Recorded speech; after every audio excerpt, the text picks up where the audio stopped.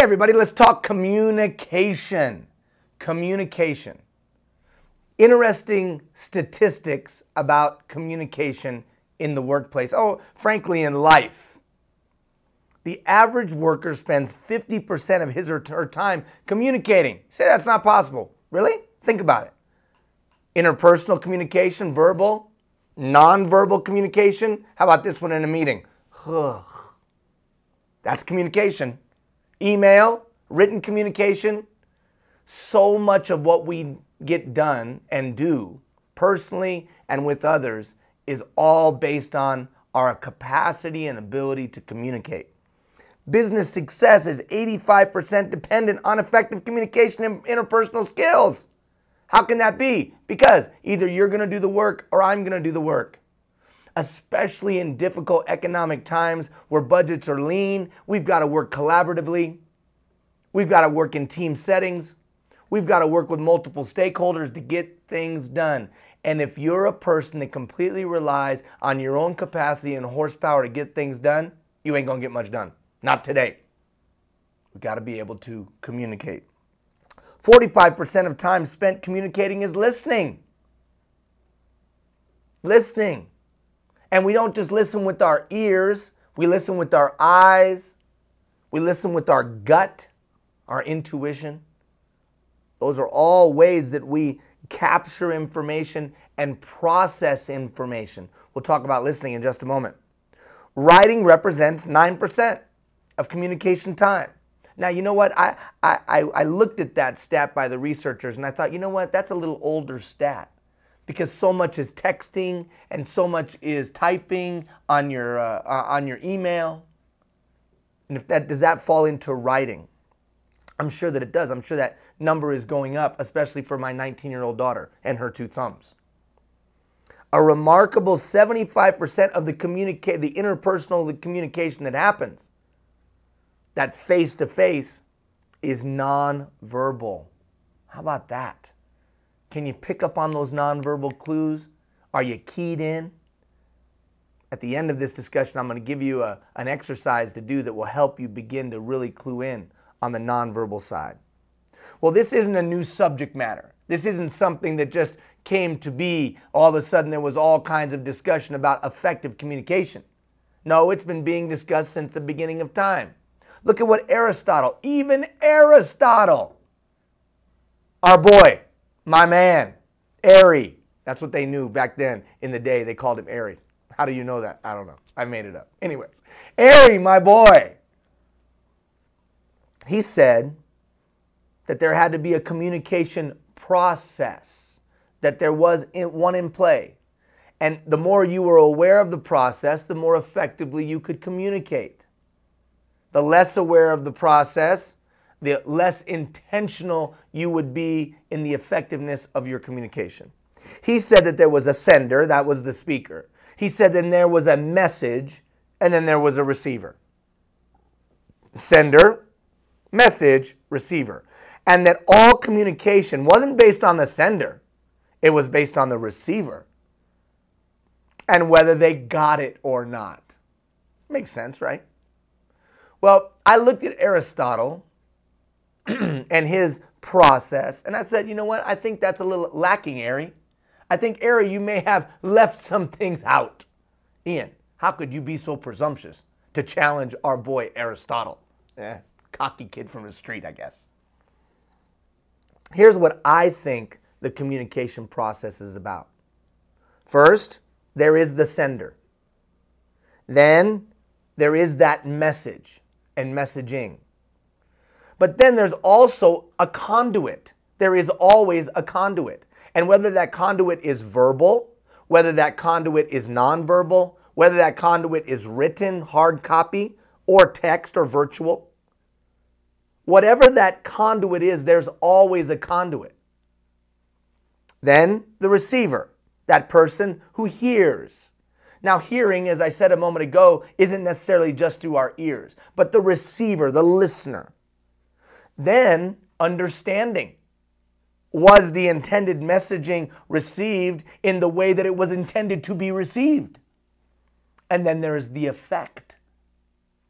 Effect. I may have received and it may have gotten to me, but the way it was intended, but no effect. That's when you send out the memo and nothing changes. That's when you have the meeting and nothing changes. That's when you have the coaching session and the dialogue and the come to Jesus meeting with that employee and nothing changes. No effect. So to me, the communication process is a little bit more than old Aristotle talked about. Sender, message, conduit, receiver, understanding, and effect. That's the communication process. So let's unpack it now. Let's pick it apart a little bit, and let's try to help us better understand the communication process so that we can be more effective in causing the effect that we hope to achieve. All right? Let's unpack it. Here we go. Now, first of all, why is it so hard to listen? Let's start with that. Why is it so hard to listen? For you to listen, for others to listen, why is it so hard? Well, first of all, hearing and listening are not the same thing. Hearing is the act of perceiving sound. Oh, listen, there's a sound. Oh, listen, there's a bird chirping. Oh, listen, that dog barked all night. That dog barks all night. Every night, somebody killed the dog. PETA, please do not call. I'm not advocating the killing of dogs, but the dog that lives just 3 doors down from me, I would like to kill that dog. Or I'd like to kill the people that own the dog, because obviously they have earplugs or are deafened because they cannot hear their own dog bark. Say, Ian, you sound a little grumpy about that. Never mind. All right, I get off track. Let's come back. Hearing is the act of perceiving sound. Listening, is a selective activity. Talk to my children. Listening is a selective activity which involves the reception and the interpretation. It involves transitioning sound into meaning. Now, in this, we're thinking of these terms. But I would suggest to you that we can use this for the same. That nonverbal, we transition what we see into meaning. Or as we read a text, we transition it into meaning. Or the lack of words or the lack of action, we transition into meaning. Are you listening? Listening, listening, listening. We listen with all of these senses to what is being said and not said, and we translate them into some kind of meaning. The big boss walks by you and doesn't say a word. We translate that into some meaning. We go back to our office, redo our resume, and start hitting send, perhaps. There's all kinds of messaging. Are we listening? People speak at 100 to 175 words per minute, but they listen intelligently at 600 to 800 words a minute. Since only part of our mind is paying attention, it's easy to drift. Like right now, you're drifting. What are we going to have for dinner tonight? I don't want broccoli. I got to pick up my kids. I got to do this. What are we doing this weekend? La, la, la, la. Oh, what's Ian saying about listening? Seriously. That's why, one of the reasons right there of why listening is so challenging. So the first step in this communication thing is, are you listening? Again, I'm going to give you a challenge at the end of this dialogue to see if you're effectively listening, because that's the first step in effectively communicating. All right, now let's break down, with that as a foundation, a backdrop. Now let's break down myself and Aristotle, me and Ari, and our perspective on this communication process. First, the sender. The sender. You are the sender. I think it's important to understand your preferred communication style. Now, be clear. There was a time and a day when I would have to say to an employee or say to those followers, you will bend to my communication style. Those days are gone. Every other institution that those that you lead interface with are used to accessing information and communicating the way they choose. No, Ian, what do you mean? Really? You can point and click, or you can call. You can walk into a store, or you can do everything virtually. You can use your thumbs, or you can use video. There's so many different avenues for communication to occur in a person's personal life, and they can dictate it. I can call the insurance company. I can text and chat the insurance company. I can walk into the insurance company. I can chat online with the bank. I can call the bank. I can walk into the bank. Stop and think about it. And do you think that us asking our followers to bend to our communication style is going to be effective today? No, it's not. So we've got to be able to bend to our followers, which is a fundamental shift if we want to effectively communicate. So let's look at our style as an attempt to understand other people's styles. First, fact-based. Some of you are fact-based communicators, linear thinkers. I want the facts. Give me the numbers. Don't give me the fluffy nonsense. Fact-based communicators, linear thinkers. Second, emotion. Some of you communicate based on how you feel right now. Nothing wrong with that. Now, none of these are right or wrong. But how do I feel right now? And that's how you communicate. You know others that do the same. Values-based. Some of you have a set of values developed throughout your life, and it is through those set of values that you filter all information out and in. And you make judgments, statements, you take action through the filter of those values. Again, not right or wrong, not good or bad, just is. And then belief. The belief-based communicator has a set of core beliefs. And it is through those set of core beliefs that they filter what they hear through all the senses, and they transition or transmit information through those core beliefs. Now, what's the difference between values and beliefs? Belief. I believe this thing to be true. I don't care what you say. And you could say a million things, but I believe this thing to be true. And so they filter all communication through those things that they believe to be true. Values can be a little bit different. Values is about how I act and the core code of conduct that I adhere to for myself. Not what I spout out, but actually what I adhere to for myself. Now, why is it important?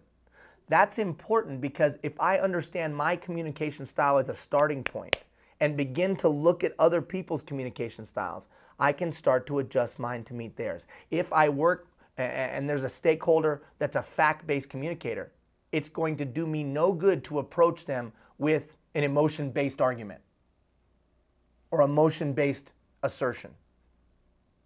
Or in a meeting when we see a value-based communicator start to communicate with the emotion-based communicator, that's a recipe for a train wreck, right? The sender. Let's continue on the sender. Nonverbal communication. Eye contact. Are you making eye contact? Do you make eye contact? Do you look at your computer screen or your BlackBerry while you're talking to somebody? Eye contact. How much eye contact are you making? Eye contact is a funny thing. It shows confidence. It shows that you're paying attention. Looking somebody squarely in the eye as you communicate. Facial expressions. Like, here's an example. I love what you're doing. I don't love what you're doing. I could say the words, I love what you're doing, but my facial expression is, I hate what you're doing. I love what you're doing. What kind of communication are you sending with your facial expressions? Gestures. I love what you're doing. I love what you're doing. Or how about this? I love what you're doing. Sends a message. Posture and body orientation. Love what you're doing. Love what you're doing. Message. Sent. Proximity. Are you like Seinfeld, a close talker? Remember that episode from Seinfeld? Are you a close talker? Do you invade people's personal space when it's not appropriate? That sends a message. You could be saying all the right things, but because you're too close to them, they're not hearing you. Because they're worried about why you're so close. And then Vocal, intonation, up, down, loud, soft. All of those things send message. Your communication style and then controlling the nonverbal aspect will help you as a sender. All right, now the message. I would suggest to you we have to be outcome-based and impact-focused in our communication. What's the outcome we hope for, and what is the impact of that outcome? Say, Ian, this is pretty deep. It has to be. So much of what we have to do revolves around communication. And if we're going to be an effective leader, we must be effective communicators. So I start with, what's my desired outcome? What do I want out of this phone call? What do I hope occurs out of this email? What do I hope occurs from this meeting, this dialogue, this interaction? Outcome-based and impact-focused. From that outcome, I'm hoping for this impact. See, once I have that, then I can ask some very simple questions. Well, how can I say that? How can I say it to get to that outcome? When should I say it to get to that outcome? Maybe the best time isn't right when they walk in the door. That might not be the best time to say it. Oh, I might want to say it, but that's not the best time to say it to get to that outcome. Where should I say it? Should I say it in front of everybody? Should I say it alone? And where should I say it? When should I say it? How can I say it? Based on their communication style. So my outcome, their style, my style, and then these questions. What could the potential reaction be? Before it comes out of your mouth, ask yourself, when I say it, how I say it this way, and where I say it, what do I think the reaction is going to be? And then actually visualize the conversation. Say, Ian, I can't do all that. Over a period of time, when you start to ask yourself these questions, you know what will happen? It will become a part of what we always talk about, 80% of our unconscious behavior. You know what? I put this on a 3x5 card. Carry it around for 4 weeks. Seriously, just set it down on your desk or in a meeting. What do I want out of this conversation? Okay, if that's what I want, what would be the best way for me to say that? When would be the best time to say it? Where would be the best time to say it? What do I think the reaction might be so I can have a good strategy on messaging? And then I'm going to visualize that conversation. Next question on the message. What would be the most appropriate conduit for me to utilize to send that message? Is it best to send that message through the spoken word and face-to-face? Is it best to send that message through the spoken word but on the phone? Is it best to send that message in writing? Does it need to be more formal? Is it best to send that message virtually? Text, email, chat. Is it best to send that message unspoken? How about this one? Sometimes I send that message to my kids just like that. And then I'll add a little verbal. We need to have a chat. I'll see you upstairs in about 10 minutes. I don't need to say anything else. My kids are like this. And here's the funny thing. You may use a combination of these conduits to get to your desired outcome. Maybe it's verbal, right? Then I follow up in what? Writing. When I start to think through the conduit of the messaging, I'm so much more impactful. When I start to think of my desired outcome first and then ask myself those simple 5 questions, I'm so much more impactful. And eventually it starts to take less time to be effective in our communication. All right, moving on. The receiver.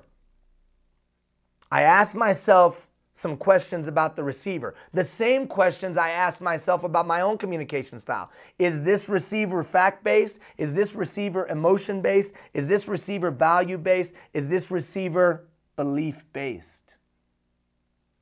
See, I ask these questions before I go in to ensure that I'm, or at least mitigate the risk of missing, because I'm too busy. I'm too busy. So what are some of the barriers that could be in the way between me connecting with that receiver. Anything that prevents understanding is a barrier to communication. Many physical and psychological barriers exist. Culture, background, bias. If I'm trying to communicate through my own personal autobiography, I'm probably going to miss today. There was a day and time when I supervised only people that look like me, smell like me, talk like me, came from where I came from, but those days are gone. So I must take into consideration where these people are coming from, or where this individual is coming from. And I don't mean physically where they're coming from, but where they're coming from. That's why I must be such an effective listener. So I better understand them and then can adjust my communication style to meet their communication style. Because at the end of the day, I want to avoid barriers. Noise. Is there noise in the room? I'm probably not going to sit down in a busy restaurant to communicate something of importance. A lot of times we as leaders say, I'm going to get off campus. You know, we've talked about off campus. In other words, I'm going to get out of the workplace and we're going to go sit down and have a real, so then we go to some restaurant and it's loud and it's noisy and we think that effective communication, probably not. Noise.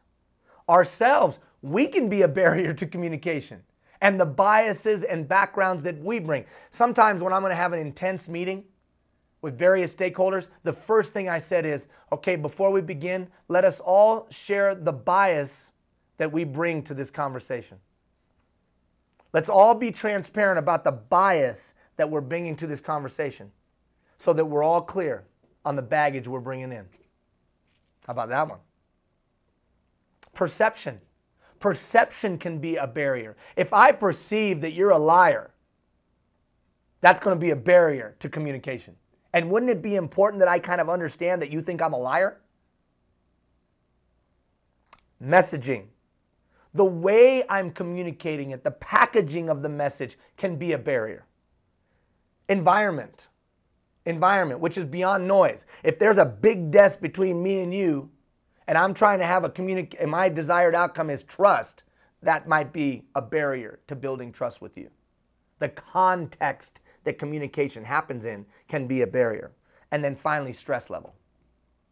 Stress level. It's taken me 10 years, but I'm now very aware of when to communicate things with my wife and not. But it's taken me 10 years because I'm a control freak. We're going to talk about this right now. And it's a train wreck. I've now realized, slow down. If she's stressed, now's not the time to talk about me wanting to buy some stuff for me. That's probably going to get voted down by the Minister of Finance, who's my wife. The Director of the Treasury, Secretary of the Treasury is not Mr. Geithner, is my wife. Stress. These are all barriers to communication. Now, it is important as we move from sender, right, sender, and then we talk about messaging, right? We talked about messaging. Talked about conduit. Talked about receiver.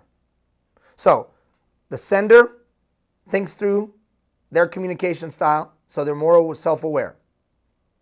They come up with the message, and they ask themselves all those questions.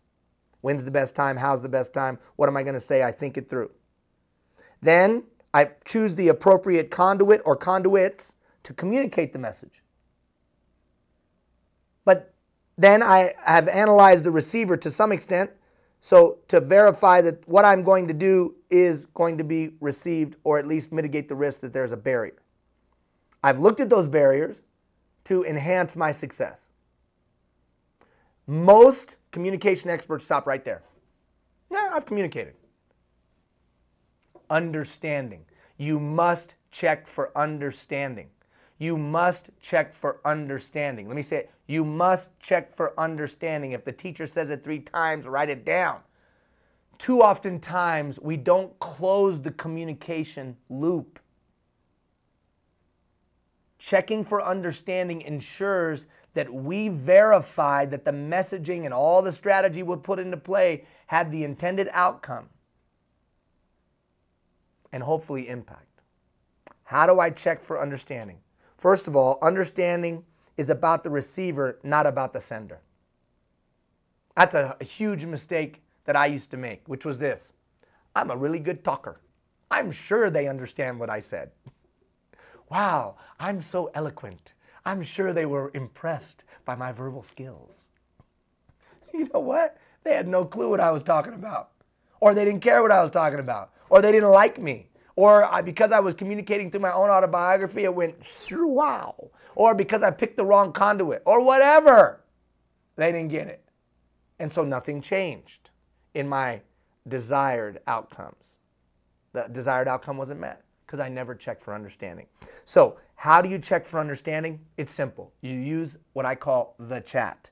The chat is a system of discovery that helps us better understand someone's needs, wants, problems, desires, and if the intended message had the outcome we hoped for. Let's break it down. In the chat, I'm going to talk 20%, listen 80%. Now, you've gone to the workshop or seminar, we're parroting. What I understand you saying is, I think it's deeper than that. When we do talk, it will be to ask open-ended questions. So I verify that they got the essence of the communication, that they can explain it back to me, what we hoped, what I hoped. I paraphrase back. Yes, I can parrot back. Now, a couple key tips in this chat. Don't finish the sentence of others. That's a bad habit that I have. Don't finish the sentence of others just because you want to get on with it. That will be an immediate barrier to communication. Don't answer questions with questions. Well, that's an interesting question, but let me ask you something. That's not effective. Be aware of biases that you bring. Don't daydream as you're in this chat. Don't be thinking of something else. In other words, don't use the chat as just, well, I checked for understanding. I went through the exercise. Let me check it off my checklist. Be truly engaged with them. Do they understand? And how am I verifying that they understand? And this isn't it. Do you understand? That is not the way to do it because, of course, the answer is going to be this. Oh, yeah, I understand. I just want you to get away from me. And I want to move on with my day. Plan responses after the other person has finished speaking. That's a bad one, right? The person's talking and we're already formulating our response. So we miss nonverbal cues. So we miss the real words that they said or didn't say that give us true insight to where they're at and their feelings and whether the messaging had the outcome that you desired.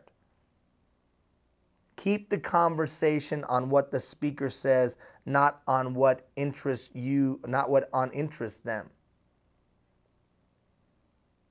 In other words, keep it focused. Don't let the thing meander. Bring it back. Bring it back. It could be as simple as saying this. That is awesome. That is awesome. Now, what I really wanted to get to better understand is, do you get this new procedure?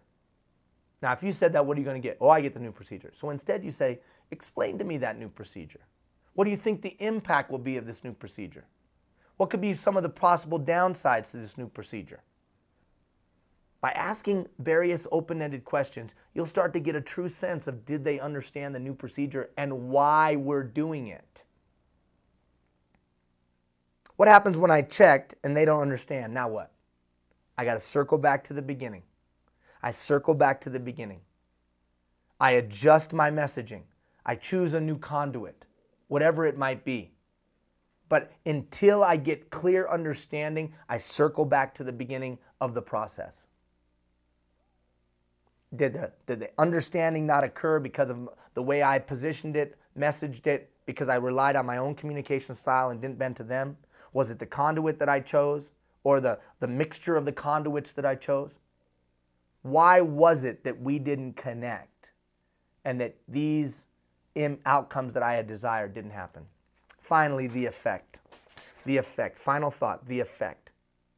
See, you would think that the communication stops on understanding, but I would suggest to you that they can understand, but there was no effect.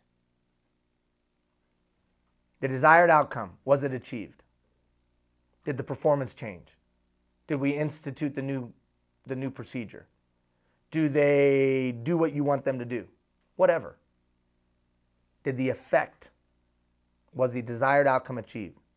Was there any residual effect? Is there resentment? So in other words, they can change their behavior, but now they're pissed because of the way you messaged it in front of everybody. Was there a residual impact, good or bad? That's why you want to visualize this conversation and think of reaction long before, not after the fact. Crap, I didn't realize they were going to react like that. Well, you know what? If you would have just sat down and thought it through for 5 minutes, you would have come to the conclusion that's how they were going to react. You know that person. You know the situation. You know the environment. You know the history. You've been working with them for 12 years. And if you'd sat down for 5 minutes, you would have known that was not the time to say it in the way you say it in front of who you said it in front of. You know what I'm talking about?